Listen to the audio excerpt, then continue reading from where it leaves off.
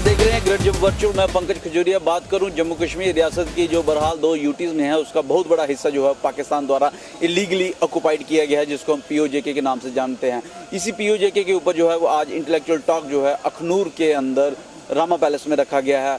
मैं बता दूं आपको, ये इंटेलेक्चुअल टॉक जो है वो शिवा फाउंडेशन ट्रस्ट द्वारा रखा गया है, ऑर्गेनाइज किया गया है, और इसका जो टाइटल है वो जो है POJK an integral part of India, know the traitors of the nation.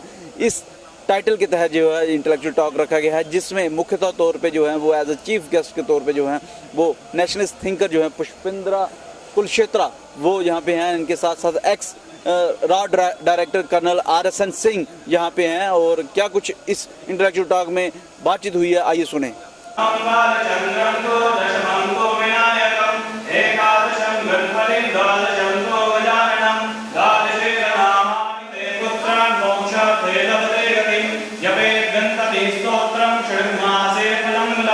संवत्सरेण सिद्धि च।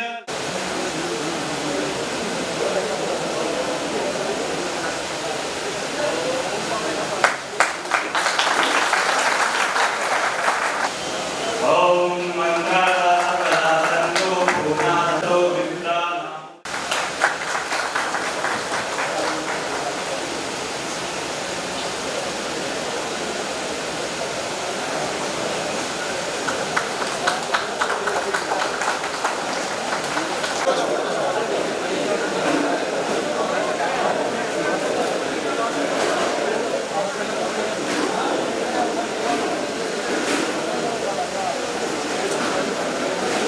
चरणों में मेरा सादर प्रणाम।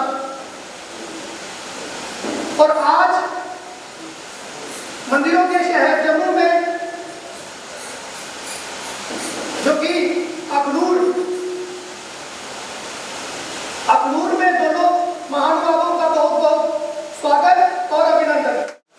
हमें इस पावन पवित्र धरती पे बुलाया, इसके लिए आप लोगों का बहुत बहुत धन्यवाद।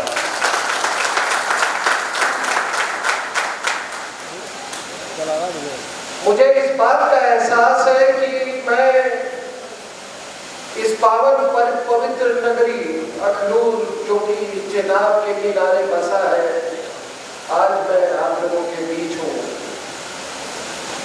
चेनाब हमारी माँ है, और तभी दुनिया के सारे मजहब जो इतना क्रूर होते, क्योंकि मजहबों की माँ नहीं होती है, सिर्फ बाप होता है। और हमारा, जैसा मैंने कहा, अनंत से लेके अनंत तक हमारा रिश्ता है।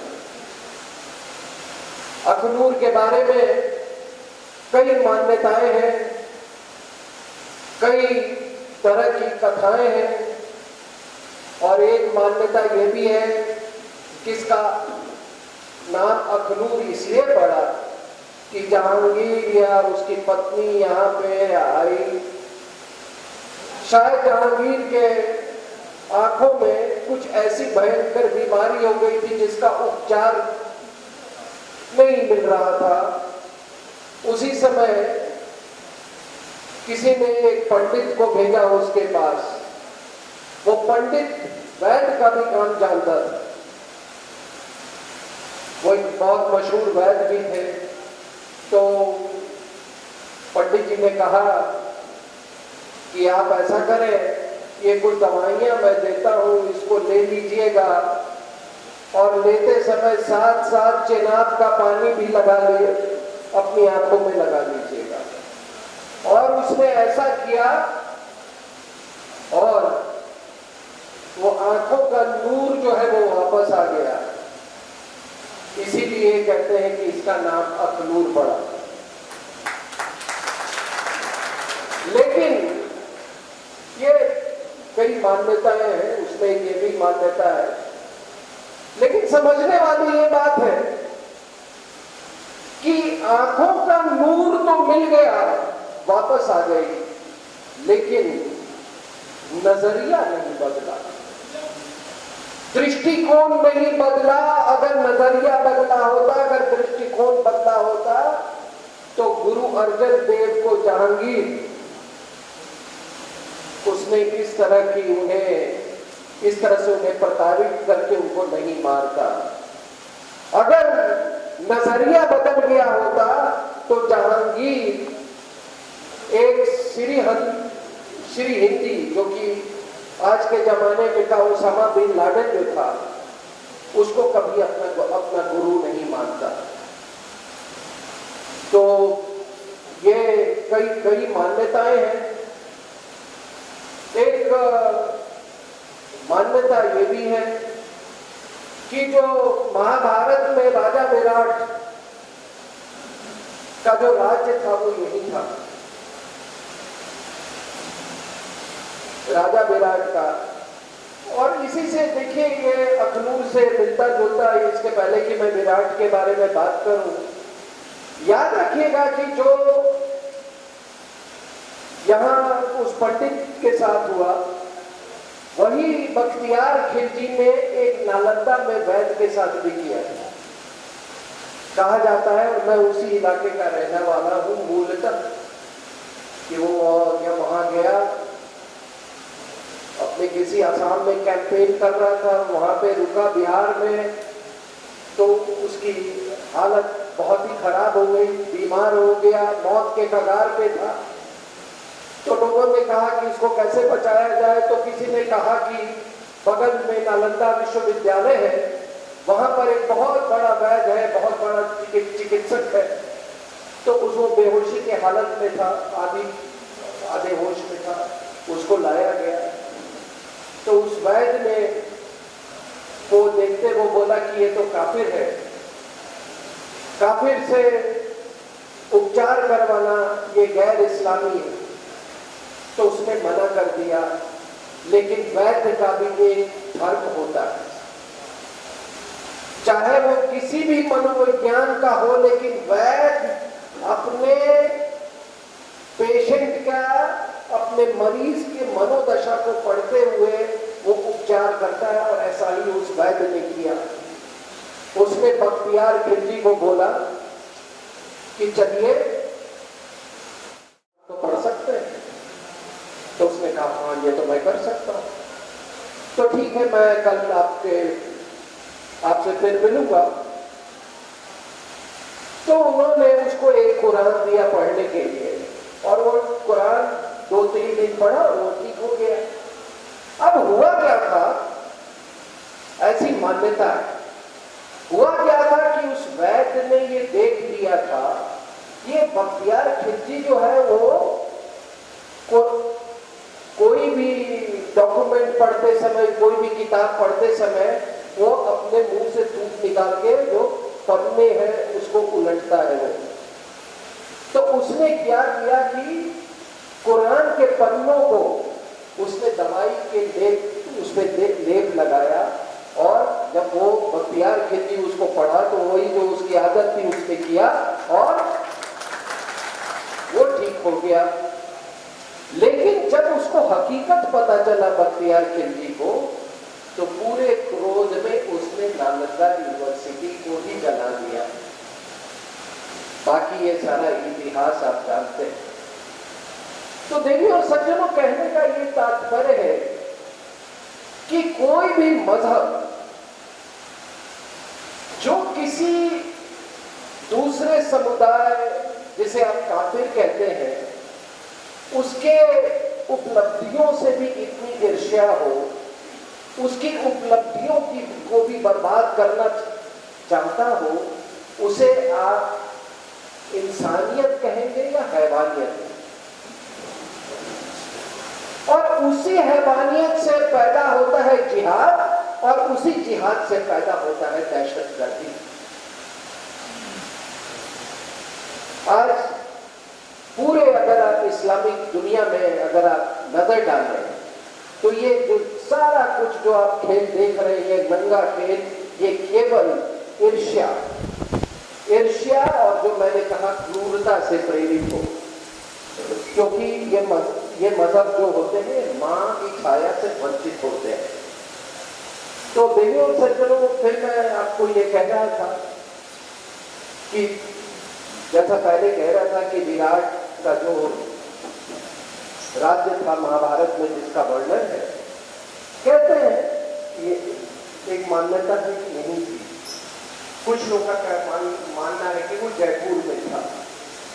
तो आप लोग तो मुझसे ज्यादा ज्ञानी हैं, आप जानते हैं कि वो महाभारत के विराट पर्व में वो पूरा यही वर्णन है कि जो पांडव जो थे वो किस तरह से अपना 13वें साल का अज्ञातवास वहां पे कर रहे हैं।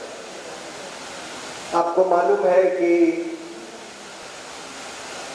वो सब नौकर का काम, युधिष्ठिर जो था वो मनोरंजक था, भीम जो था वो रसोइया था, है ना, बल्लभ नाम का रसोइया था। ये आपके जो अर्जुन थे वो एक किन्नर के रूप में, बृहन्नला के रूप में वो संगीत सिखा रहे थे। जो पुत्री थी उनकी राजा की, उत्तरा नाम था, उसको म्यूजिक और डांस, नृत्य और संगीत सिखाते थे। नकुल घुड़साल का इंचार्ज था और सहदेव जो है वो गायन को देखता था। और द्रौपदी रानी, मालिनी उसका नाम था उस समय, और उस नौकरानी का काम कर रही थी। अब जो मैं क्यों ये बातें आपको कह रहा हूं कि ऐसा होता है कि विराट का युद्ध हुआ, आपको मालूम है वो बृहन्नला सारथी बन के गई राजकुमार के साथ, और अकेले ही उसने पूरे जो ये कौरव की सेना थी सबको मूर्छित कर दिया। उसके पिता को लगा कि मेरा बेटा तो बहुत महान योद्धा है। जब असलियत पता चला कि ये तो अर्जुन था और ये तो राजा युधिष्ठिर है, तो उन्होंने कहा कि आइए, मुझसे बहुत गलती हो गई, जाने अनजाने में आप हमारा राज्य संभालिए। तो युधिष्ठिर तो ठहरे धर्मराज, उन्होंने कहा कि हम तो ऐसे ही आपके ऋणी हैं। फिर उसने अर्जुन को बोला कि कम से कम आप एक मेरे पे उपकार कर दीजिए, मेरी बेटी को आप अपना पत्नी स्वीकार कीजिए। तो देखिए और समझो, हम भाइयों में फर्क नहीं करते। हमारे लिए चाहे वो ममेरा हो, मौसेरा हो, फूफेरा हो, हमारे यहाँ भाई भाई होता है। हमारे यहाँ भाई भाई होता है।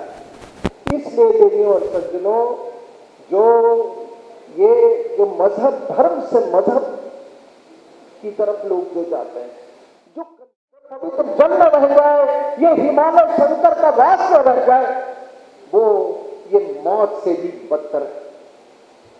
सांस्कृतिक मौत, आध्यात्मिक मौत, इंसानियत की मौत। इस बात को ध्यान रखिएगा। ये मजहब, धर्म से मजहब की जब भी आप सफर करते हैं तो ये सारी चीजें, फिर नदियां आपकी मां नहीं रह जाती। मुझे इस बात का भी एहसास है कि ये वही भूमि है, और ये बड़े ध्यान से सुनिएगा मैं जो अभी कहने जा रहा हूं आपको। ये वही भूमि है, जब आपको मालूम है कि 65 की लड़ाई हुई तो यहां पर हमला हुआ था, और हमला उस समय 2 ऑपरेशन चले थे। एक ऑपरेशन जिब्राल्टर कश्मीर में, जहां 30,000 जिहादियों को भेजा गया था, और नीचे में ऑपरेशन अखनूर के ऑपोजिट में ऑपरेशन ग्रैंड स्लैम। यानी कि योजना ये थी कि अगर आप ऑफ जिब्राल्टर के द्वारा कश्मीर घाटी को अगर उसको अलग कर दोगे तो वो सर जो है वो धड़ से अलग हो जाएगा। तो आपको मालूम है वो 30,000 अंदर में उनका क्या हाल हुआ। फिर यहाँ पे ऑपरेशन ये ग्रैंड स्लैम हुआ। अयूब का मानना था कि ये जो अखनूर का जो पुल जो है जिससे हम अभी होके आए हैं, ये जगलर वेन है, यानी कि ये गर्दन की नस है। अगर इसको काट दोगे तो सर तन से जुदा हो जाए। आप समझ रहे हो मेरी बात? अगर इसको काट दोगे इस गर्दन की नस को तो सर तन से जुदा हो जाएगा। देवी और सज्जनों, पहले जो उस ऑपरेशन के इंचार्ज था एक अख्तर मलिक था, उसके बाद याहिया खान आया कि वेस्ट पाकिस्तान को अल्लाह ने तो बचा लिया। उस समय तक वेस्ट पाकिस्तान को अल्लाह ने बचा दिया, लेकिन 6 साल के बाद ईस्ट पाकिस्तान को नहीं बचा सका। ईस्ट पाकिस्तान का आपको मालूम है 71 में इंतकाल हुआ। जब ये सारा कुछ यहां पे हो रहा था, जब ये सारा जंग यहां पे हो रहा था, देवियों और सज्जनों, हमने ईस्ट पाकिस्तान के सेक्टर को नहीं छेड़ा, जबकि वो उनका बहुत ही कमजोर फ्रंट था। और उसका नतीजा क्या हुआ कि वहां पे बंगालियत जो है वो इस्लाम पे हावी पड़ा और ईस्ट पाकिस्तान का इंतकाल हो गया और बांग्लादेश बन गया। तो अगर आप इसको विश्लेषण करें तो बांग्लादेश का जो निर्माण हुआ उसकी नींव जो है वो अखनूर में रखी गई थी। आप समझ नहीं मिलता, बांग्लादेश के निर्माण की नींव ये अखनूर में रखी गई थी। न यहां पे वो हमला करता, न हम जवाबी हमला करते। और हो सकता है कि अगर यहां पर अगर वो सक्सेसफुल हो जाते अखनूर में, उनको सफलता मिलती, तो आज इतिहास कुछ और होता। 71 की लड़ाई में भी ऐसे ही कुछ हुआ। उन्होंने ऑपरेशन वीनस में डिटेल में नहीं जाना चाहता हूं, फिर एक बार खतरा अखनूर के ब्रिज को। लेकिन जम का एक पुल था जहां पे बाय एक्सीडेंट जब हमारे कमांडर गुजर रहे थे, उन्होंने कुछ फौजें छोड़ दी वहां पे। एक कमांडो, एक 9 पैरा कमांडो की एक ग्रुप, बस केवल 3-4 टैंक और बगल में 5-6 गन। और फिर भी हमारे लोगों ने लड़ा और फिर से ये जो सर से तन को जुदा करना चाहते थे उसमें कामयाब उनको नहीं होने दिया। आज भी जो लोग 65 की याद करते हैं, यहाँ जो लोग बुजुर्ग लोग हैं, आप पूछिएगा उस पैटर्न टैंक M47, M48, 6:1 का अनुपात, गड़गड़ाते हुए टैंक, और हमारे पास एक बड़ी कमजोर टैंक थी AMX-13। देवियों और सज्जनों, हम आइडियोलॉजी इंपोर्ट करते हैं यहां से और उसको वहां पर पाकिस्तान की जो मिलिट्री इंटेलिजेंस इस्टेब्लिशमेंट जो है उसको हथियारकरण या उसका वेपनाइजेशन करके उसको दोबारा हिंदुस्तान के खिलाफ इस्तेमाल करती है। तो अगर मैं ये कहूं कि Pakistan is the biggest, India is the biggest arm supplier to Pakistan, ये कहना गलत नहीं होगा। देवियों और सज्जनों, हिंदुस्तान सबसे बड़ा हथियारों का सप्लायर है पाकिस्तान को, क्योंकि सारी विचारधाराएं यहीं से जाती हैं। और जब तक ये जो यहाँ पे जो जिसको आप इनको मजहबी सेंटर्स को जब तक आप इसको ध्वस्त नहीं करेंगे, आप कभी भी ये जिहादी प्रॉक्सी वॉर पर आपको काबू नहीं मिलेगा। दूसरा,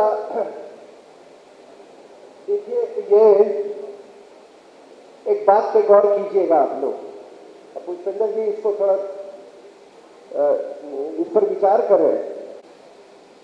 आप सब मानेंगे कि JNK कश्मीर का सर है, ये हिंदुस्तान का सर है, लेकिन ये सर पे कितना बोझ है, इस सर पे कितना बोझ है, इसका कभी आपने अंदाजा लगाया है? इस सर के ऊपर में 1.2 करोड़ यूगर के मुसलमान है, सेंट्रल एशिया के मुसलमान है, 4 करोड़ अफगानिस्तान के मुसलमान है, 20 करोड़ पाकिस्तान के मुसलमान है, 40 करोड़ अरब के इस्लाम, ये सब ये बोझ लेके भारत मां आज भी वो बोझ उठा रही है। ये बोझ कौन उठा रहा साहब? ये बाबा अमरनाथ उठा रखे हैं, वो मर्तन के सूर्य देवता उठाए हुए हैं, वो वैष्णव माता उठाए हुए हैं उस बोझ को। और आज हम उस वजन के नीचे हम कुचले नहीं गए हैं। उसका एक और कारण है कि ये सारी जो जितनी मैंने आपको इस्लामिक देश बताए, इस्लामिक इलाके बनाए, इनमें अलग अलग संस्कृतियां हैं, उसी के कारण हम महफूज हो। लेकिन जिस दिन ये संस्कृतियां अपना जिहादी रूप ले लेंगी, जैसा कि अफगानिस्तान में 80 में लिया था, ये हमारे लिए ये बहुत चिंता का विषय होगा, हमारे अस्तित्व पे खतरा होगा। तो देवी और सज्जनों, मैं आपको एक बात बता दूं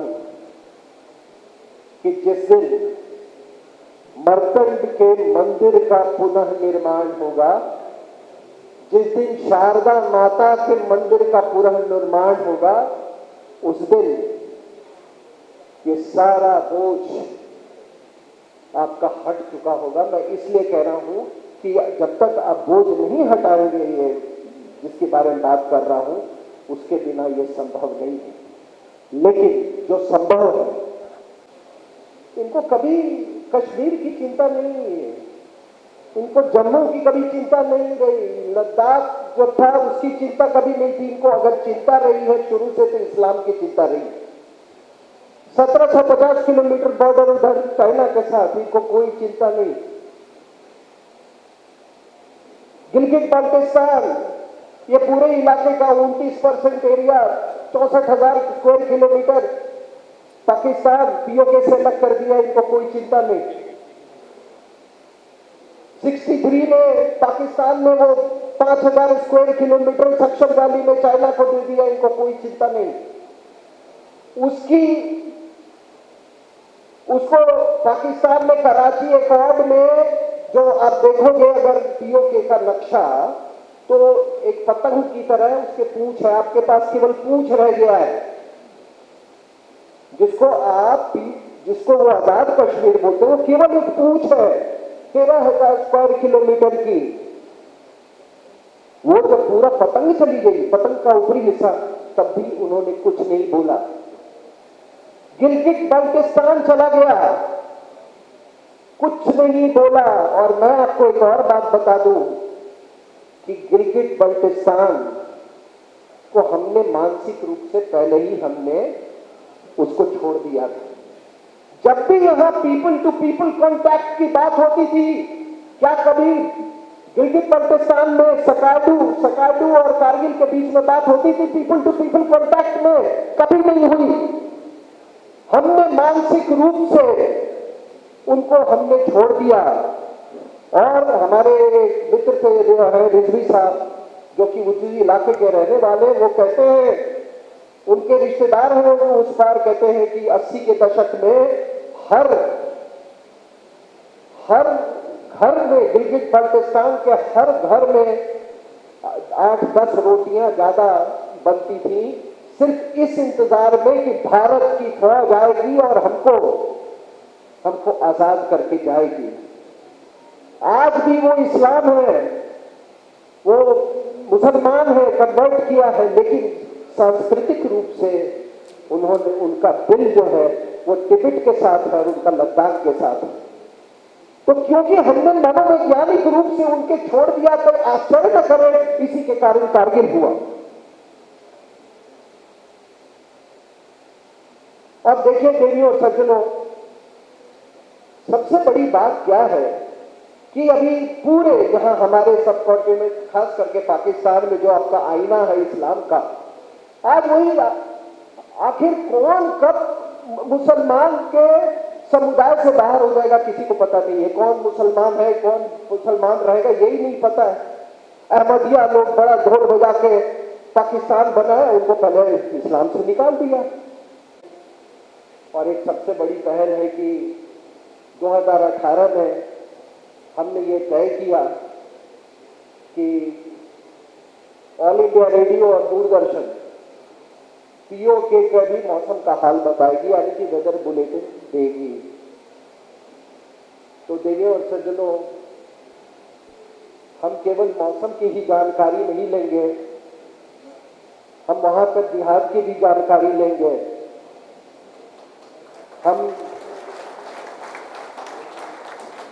हम इस्लामाबाद के दरिंदगी का हम हिसाब भी लेंगे। हम पाकिस्तान के पंजाबियों के रंगदारी का भी हिसाब लेंगे। जियोपॉलिटिक्स बहुत बदल रहा है, जियोपॉलिटिक्स बहुत बदल रहा है। अपने पे विश्वास रखें। कब क्या होगा कोई नहीं जानता है, लेकिन मैं आपको इतना कहता हूं कि शीघ्र, और शीघ्र का मतलब इतिहास में 1-2 दिन 2 साल की बात नहीं है, पीओके आपकी बाहों में होगा।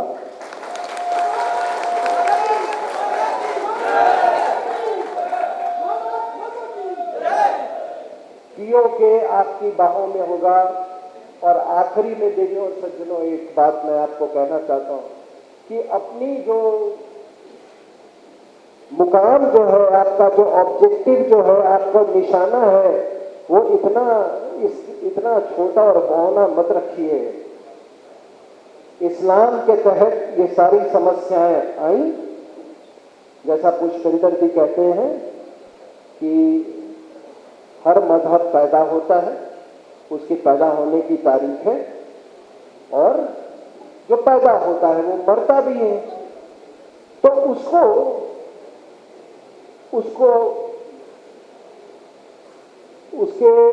प्रोसेस को हेसन करने के लिए, उस प्रक्रिया को और तेज करने के लिए हम और आप सबको पहले अपने मन में वैचारिक दृढ़ संकल्प होना चाहिए। ये बिल्कुल संभव है और होगा। मुझे सुनने के लिए बहुत बहुत धन्यवाद।